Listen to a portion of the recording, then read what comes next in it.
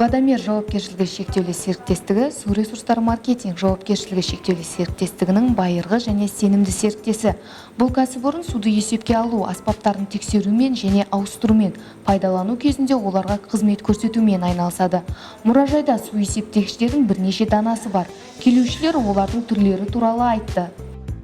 Жеке тұлғаларға арналған счетчиктер бар.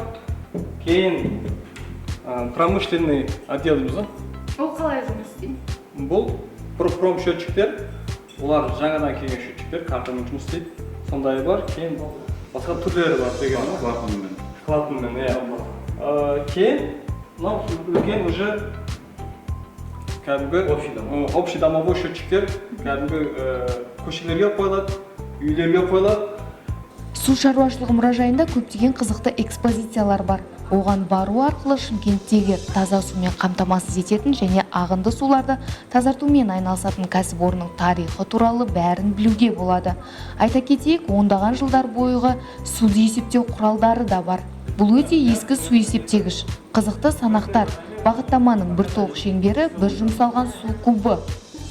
Экскурсия кезінде су өлшеу шеберханасының қызметкерлері өздеріне көптеген жаңа және пайдалы дүниелерді білді. Мұражайға кез келген адамдар бара алады. Қаланың студенттері мен оқушылары үшін де есіктер ашық.